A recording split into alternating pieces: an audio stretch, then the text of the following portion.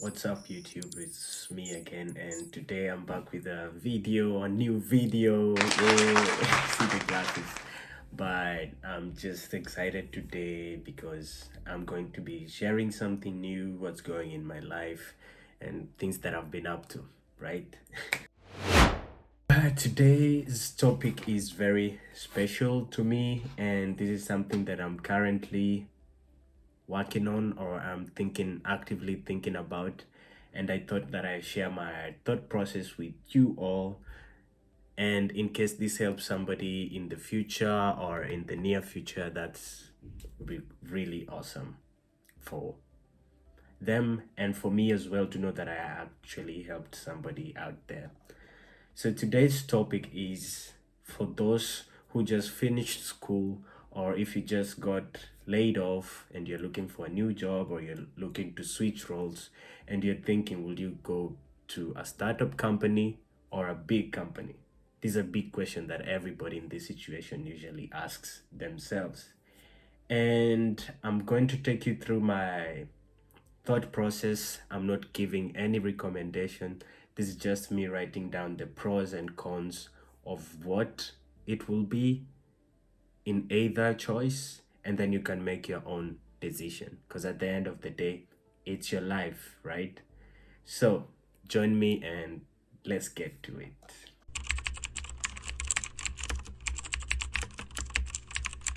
So the first thing that I wanted to analyze was structure. Of course, startups tend to be flexible in structure because they want to try to maximize everyone's collective contribution. And it's very usual to find someone from the business team helping out with a tech task if they can, or somebody from operations also helping write the business plan, for example, or pitch new investors. This is very normal in a startup company, and this is going to grow you as a really jack of all trades or holistic person. But then in a bigger company, this has already been done years back. So there's already a structure and defined tasks that you can do. So you'll come to work, you know that you have to sign a few documents, you have to fix this bug, or you have to hire this amount of people in 3 months. They're defined tasks. So you already know what you're getting into. The culture is already defined, and you spend a lot of time being trained on workplace culture and how to behave in a big company. So this is already set out for you. And if you like structure, you know where to go. If you like some fluidity, spontaneity, and not knowing what's going to happen tomorrow, but defining things as they come, then you know where will fit you best. Then this brings me to training. Big companies usually aim to ease you into their already established processes. So this will be an easy transition into corporate culture. You will be spending the first 3 months, almost to 1 year, learning new technologies, learning the way things are done. The company core values will be communicated to you during this time, and it's gonna be an easy, very welcoming environment, especially if you're a newbie. But for startups, you need a person, or they need a person who enjoys learning and developing personal projects in their own time. People who are used to that uncertainty and can handle not knowing what it will be like tomorrow. So for somebody who's in IT, for example, you need to be working on your personal projects almost all the time in your free time, and make sure that the role you're going to take, even if it's IT or not, is something that you're really passionate about, because that will be greatly appreciated in a startup. You'd be expected to produce something valuable in a very short time, and you have to be able to deliver that, because it's not a it's not pressure, but if you're passionate about it, then you should be able to produce something good in good time. So make sure that when you go for a startup company, that their vision and mission really resonates with you, so that you'll be able to perform better there. Otherwise, you're of no use to them. Yeah.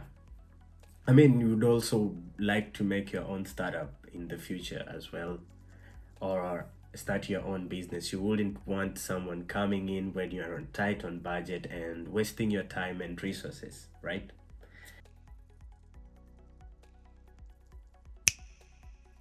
Startups hold the potential to spike your career progression, because if you're a valuable employee, you're producing good material and pumping value into the startup that will drive its growth, then the possibility of being promoted into senior positions or having equity in the company itself, if it makes IPO, it's pretty high.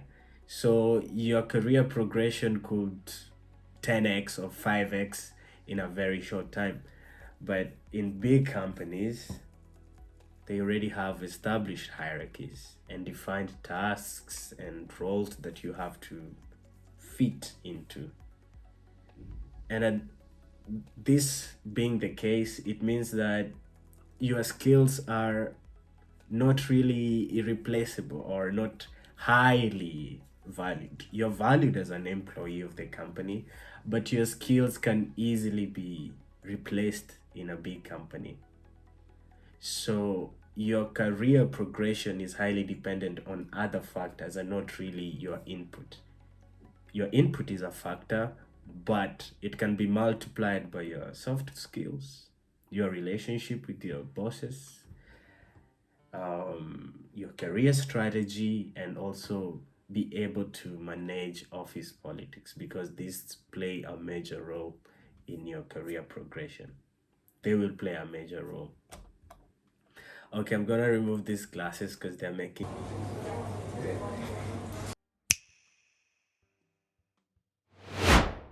If you want to switch roles from one department to the next in a startup, it's really rare that this is gonna happen. Yes, startups require you to be a jack of all trades and be able to do this one thing and the other, but they need you having a core task that you're responsible for, and they can say, hey, John, whenever this happens, we come to you. Whenever something goes wrong with this, we are coming to you, and we know you're going to give us the answers to this, or you're going to give us the solution for this.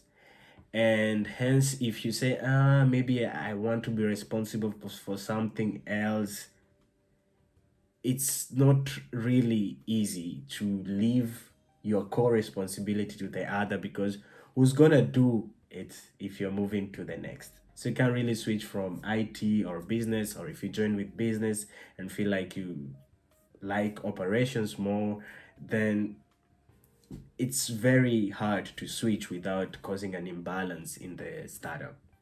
But in big companies, as long as you resonate with the workplace culture and you really resonate with the company encourages people to plan their career trajectory with the company. So the company offers incentives to move, let's say, from one department to the other, so that you really get to learn what you like and provide value for this company, which is investing greatly into your training for the long term. Stability, yay, stability. Big companies offer stability, that we know, and startups are unstable environments and tend to offer less than market level remuneration and benefits or packages. So before you go to a startup, you have to consider if stability is an option, because you're not going to get it there. In big companies, however, you have this stability. They're likely to offer good benefits on top of good compensation packages. And you can be shielded from market downturns, because these are big companies. They can manage themselves even when the market is down and still keep you. But startups, sometimes you have to go. or the company itself has to go. So this is something that you also have to really consider.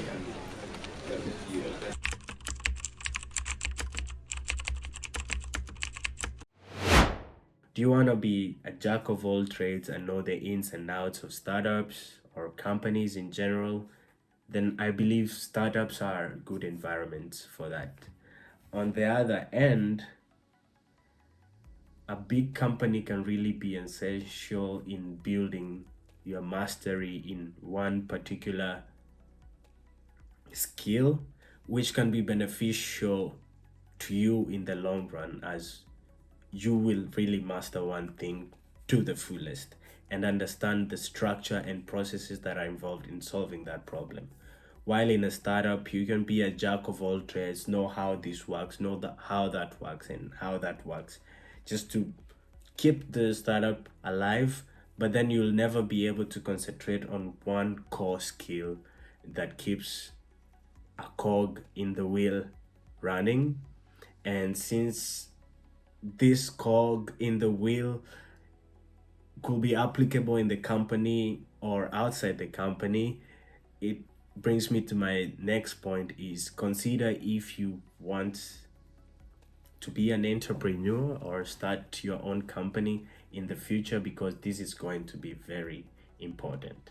I believe one can become an entrepreneur either through going to a big company or a small company. It really depends on your approach. If you want to master one skill and come back to the market offering that, then a big company could be the way to go. If you want to know the ins and outs of companies and how they grow and really analyze that and understand the mindset of starting something from scratch and building it up, then it's better to go to a small company and learn that, so that in future you'll be able to develop solutions that last and grow and scale.